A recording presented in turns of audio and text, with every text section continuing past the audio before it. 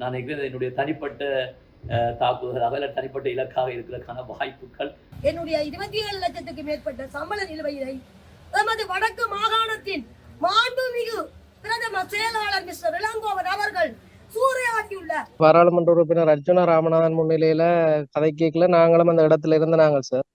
அப்ப நாங்க சொன்ன விஷயம் அந்த உங்களால வேண்ட பென்ஷனும் முற்று முழுதா நிறுத்தப்பட்டு உங்களால சரியா பாதிக்கப்பட்டிருக்கன்னு சொல்லி இருக்கிறார். அப்ப தன் வாழ்வியல் வந்து இளங்கோவன் என்ற தனிப்பட்ட நபரால பாதிக்கப்பட்டிருக்குன்னு சொல்றா. இப்ப அந்த பழிவாங்கல்ன்றதை நீங்க ஏற்றுக்கொள்றீங்களா சார்? இப்ப முதல் சொன்ன விளக்கத்துல அதை சொல்றீங்களான்னு அவ்வளோ ஒரு கருணையோட பரிதாபத்தோடு தான் நான் அவருடைய பிரச்சனையை நாங்கள் அணுகி இருந்த நான் அதை பற்றி நான் நினைக்கிறேன் ஓய்வடைந்த பின்பு தான் நான் அதை பற்றி பகிரங்கமாக சொல்லக்கூடியதாக இருக்கும். அண்மையில் கோப்பாய் பிரதேச செயலகத்தில் இடம்பெற்றிருந்த ஒருங்கிணைப்பு குழு கூட்டத்தின் முடிவில் பாராளுமன்ற உறுப்பினர் ராமநாதன் அர்ச்சுனாவை சந்தித்த பெண்மணி ஒருவர் தான் ஒரு ஆங்கில பாட ஆசிரியராக பணியாற்றியதாகவும் தன்னுடைய 27 லட்சம் ரூபாவுக்கு மேற்பட்ட சம்பள நிலுவையை வட மாகாணத்தினுடைய பிரதம செயலாளர் திரு இளங்கோவன் சூறையாடிவிட்டதாகவும் பகிரங்கமாக குற்றச்சாட்டொன்றை முன்வைத்திருந்தார். I will put the case against you. என்னுடைய 27 லட்சத்துக்கு மேற்பட்ட சம்பள நிலுவையை எமது வடக்கு மாகாணத்தின் மாண்புமிகு பிரதம செயலாளர் மிஸ்டர் இளங்கோவன் அவர்கள் சூறையாற்றியுள்ள கொழும்புக்கெல்லாம் இவர்களை அனுப்பி ஏமாத்தி இங்க வழங்க வேண்டிய நியமனத்தினை கொழும்புக்கு போ, நிகழ்ச்சிக்கு போ, அங்க போ, இங்க போ, இந்த அலுவலர்கள் என்னை நாயாய் அழைத்து இந்த கால்கை தேய்ந்து போய்விட்ட. நீங்கள் ஒரு டாக்டர், என்னுடைய உடம்பு எனர்ஜி இழந்தது. இளங்கோவன் அதுல கையூட்டு செய்திருந்தார். அது பாராளுமன்றத்துல பிடிவாதம் மாத்தியலாது. நீங்கள் எனக்கு இந்த கடிதத்தை எழுதிட்டாங்கோ 2006 எழுத விடாமல் 1/1/2007 எழுதுங்கள் சார் என்று சொல்லி எழுதியாச்சு. இந்த நிலையில் இன்றைய தினம் வடமாகாண ஆளுநர் செயலகத்தில் இடம்பெற்ற ஊடக சந்திப்பில் இந்த விடயம் தொடர்பான தன்னிலை விளக்கத்தினை வடமாகாண பிரதம செயலாளர் திரு இளங்கோவன் முன்வைத்திருந்தார்.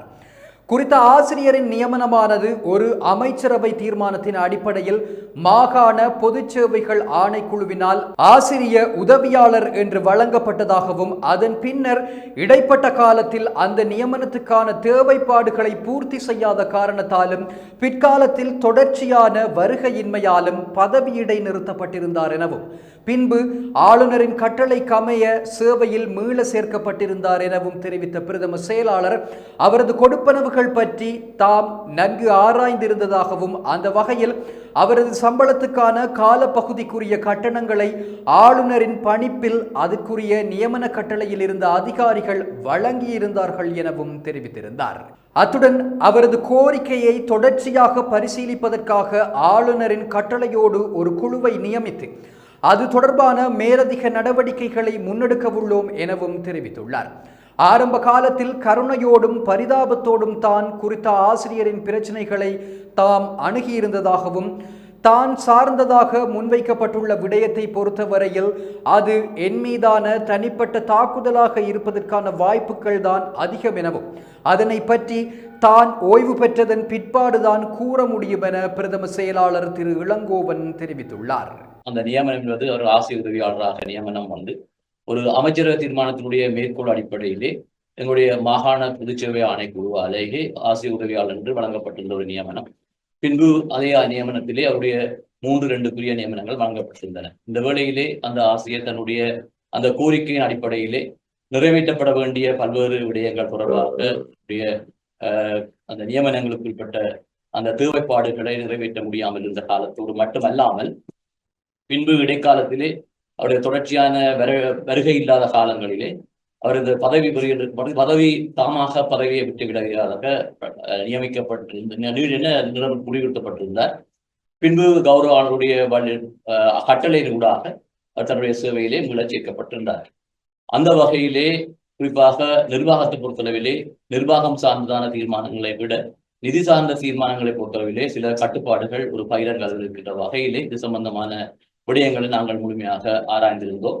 அந்த வகையிலே எங்களுடைய செயலாளர் மாகாண பொதுச்சேவை ஆணைக்குழு ஊடாக இந்த நியமனங்கள் தொடர்பான அந்த விடயங்களையும் அதே போன்று எங்களுடைய உள்ளக கணக்காய்வாளர் ஊடாக இது தொடர்பான கொடுப்பனவல் சம்பந்தமான விடயங்களையும் ஆராய்ந்திருந்தோம்.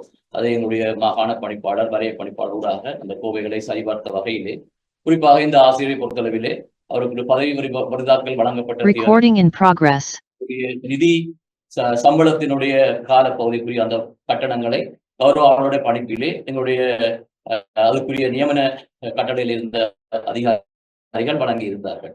குறிப்பாக அந்த கொடுப்பனவுகள் ஒருவரால் அதை கையாடல் செய்திருக்க முடியும் என்ற வகையில் அந்த கோரிக்கை குறிப்பாக எங்கள் சார்ந்ததாக குறிப்பாக என்னுடைய தனிப்பட்ட ரீதியிலே அந்த கோரிக்கையை முன்வைத்திருந்தார்கள். அது சம்பந்தமாக வேதனையோடு நாங்கள் எங்களுடைய கிட்டத்தட்ட ஒரு 30 ஆண்டுகள் சேர்ந்த சேவையிலே இவ்வாறான சம்பவங்களிலே நாங்கள் அந்த உரிய ஒரு நிலையை பார்க்கின்ற முழுமையாக நாங்கள் வேதனை அடைகிறோம். குறிப்பாக வடக்கு நிர்வாகத்தை பொறுத்தளவிலே எவ்வாறான விமர்சனங்கள் முன்வைக்கப்பட்ட பொழுதிலும் பொதுவாக வடக்குடைய நிர்வாகத்தினுடைய செயற்பாடுகள் பல்வேறு மட்டங்களிலே மெச்சக்கூடியதாக இருக்கிறது. அதற்கு காரணமாக அர்ப்பணிப்புள்ள சேவையாளர் கூட என்னுடைய மாகாணத்திலே என்னவும் வேலை செய்கிறார்கள் என்ற அந்த செய்தியை இந்த வேளையிலே தெரிவித்துக் கொள்வதோடு இது சம்பந்தமாக எங்களுடைய நியமனத்துக்கு உட்பட்ட வகையிலே நான் நினைக்கின்றேன் அவருடைய அந்த கோரிக்கையை தொடர்ச்சியாக நாங்கள் முன்னெடுப்பதற்காக ஒரு கௌரவானுடைய கட்டளையோடு ஒரு குழுவை நியமித்து அது தொடர்பான மேலதிக முன்னடவடிக்கைகளை எங்களால் முன்னெடுக்கக்கூடியதாக இருக்கும். அது சம்பந்தமான நடவடிக்கைகளை மிக விரைவாக நாங்கள் மேற்கொள்வதற்காக தீர்மானித்திருக்கின்றோம். நன்றி. பாராளுமன்ற உறுப்பினர் அர்ஜுனா ராமநாதன் முன்னிலையில கதை கேட்கல நாங்களும் அந்த இடத்துல இருந்து நாங்கள் சார். அப்ப அங்க சொன்ன விஷயம் அந்த உங்களால வேண்ட பென்ஷனும் முற்று முழுதா நிறுத்தப்பட்டு உங்களால சரியா பாதிக்கப்பட்டிருக்கன்னு சொல்லி இருக்கிறார். அப்ப தன் வாழ்வியல் வந்து இளங்கோவன் என்ற தனிப்பட்ட நபரால பாதிக்கப்பட்டிருக்கன்னு சொல்றா. இப்ப அந்த பழிவாங்கல்ன்றதை நீங்க ஏற்றுக்கொள்றீங்களா சார்? இப்ப முதல் சொன்ன விளக்கத்துல அதை சொல்றீங்களான்னு இல்ல அடிப்படையா என்னன்னு சொல்லி சொன்னால் உண்மையா நாங்கள் உண்மையா நாங்கள் ஆரம்ப காலத்துல அவ்வளோ ஒரு கருணையோட பரிதாபத்தோடு தான் நம்முடைய பிரச்சனையை நாங்கள் அணுகி இருந்த நாங்கள் ஏற்கனவே சொன்ன மாதிரி நிர்வாக ரீதியாக நாங்கள் அணுகின்ற பொழுது எங்களுக்கு கொடுக்கப்படுகின்ற இந்த தத்துணிவு அதிகாரங்களுக்கு கூடாக நாங்கள் செய்யக்கூடிய விஷயங்களை நாங்கள் செய்யக்கூடிய வகையில செய்யக்கூடியதாக இருக்கும். ஆனால் ஒரு நிதி சம்பந்தமான விடயங்களை கையாளுகின்ற பொழுது நேரடியாக பொறுப்பு சொல்கின்ற கணக்கீட்டு உத்தியோகின்ற வகையிலே சில பொறுப்புகள் எங்களுக்கு வரும். குறிப்பாக நான் முன்னே சொன்னது போன்று அந்த ஆசிரிய கோரிக்கையை பொறுத்தளவிலே குறிப்பாக இந்த செயலகம் ஆளுநர் செயலகத்தில் இருக்கின்ற ஒவ்வொரு பகுதியும் அவருடைய கோரிக்கையை அறியும். அது மட்டுமல்ல அவருடைய நிலையை பொறுத்தளவிலே நாங்கள் பல்வேறு சந்தர்ப்பங்களை நாங்கள் அவருக்கு வழங்கி இருந்தோம். குறிப்பாக அவருக்குரிய பயிற்சி கலாசாலையிலே அவர் பயிர்ந்ததற்கான அனுமதியை கொடுத்திருந்தோம். பின்பு அதற்குரிய நியமன கடலை செய்திருந்தோம். ஆனால் அவர் அதை நிறைவேற்ற முடியாமல் போன ஒரு காரணங்களால எங்களால் தொடர்பழைக்க முடியாமல் இருக்கும். குறிப்பாக என் சார்ந்ததாக அது சொல்லப்படுகின்ற கோரிக்கையை பொறுத்தளவிலே நான் நினைக்கிறேன் என்னுடைய தனிப்பட்ட தாக்குதலாக இல்லை தனிப்பட்ட இலக்காக இருக்கிறதுக்கான வாய்ப்புகள் அதிகம். நான் அதை பற்றி நான் நினைக்கிறேன் ஓய்வடைந்த பின்பு தான் நான் அதை பற்றி பகிரங்கமாக சொல்லக்கூடியதாக இருக்கும்.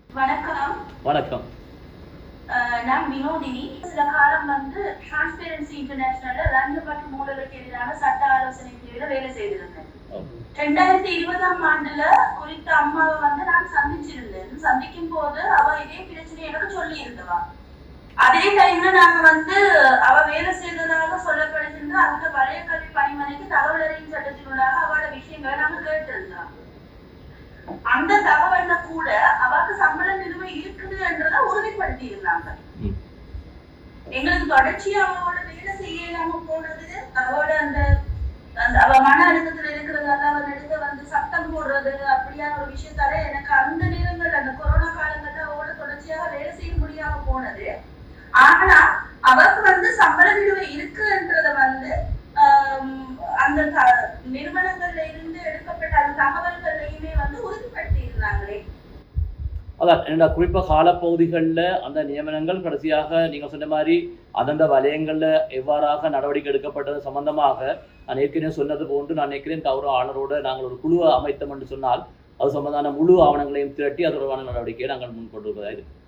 குறித்த ஆசிரியரின் குற்றச்சாட்டு தொடர்பாக எழுத்து மூல கோரிக்கையை தருமாறு அவரை பாராளுமன்ற உறுப்பினர் ராமநாதன் அர்ச்சுனா கேட்டிருந்த நிலையில் தற்போது இந்த விடயம் சம்பந்தமாக மேலும் பரிசீலிப்பதற்கு குழு அமைக்கப்படும் என்று பிரதம செயலர் தெரிவித்துள்ளார். குறித்த ஆசிரியருக்கு சம்பள நிலுவை சட்ட ரீதியாக வழங்கப்பட வேண்டி இருந்தால் அதற்கான நடவடிக்கைகள் விரைந்து மேற்கொள்ளப்பட வேண்டியது அவசியமாகிறது.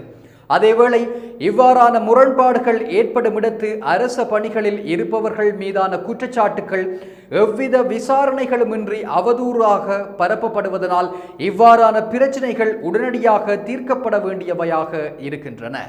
இது போன்ற செய்திகளை தெரிந்து கொள்ள சமூகம் நியூஸ் சேனலை சப்ஸ்கிரைப் செய்து அருகில் உள்ள பெல் பட்டனை கிளிக் செய்யுங்கள். மேலும் இது போன்ற செய்திகளை உடனுக்குடன் தெரிந்து கொள்ள சமூகமீடியா.com என்ற இணையதளத்தின் வாயிலாகவும் எங்களுடன் இணைந்திருங்கள்.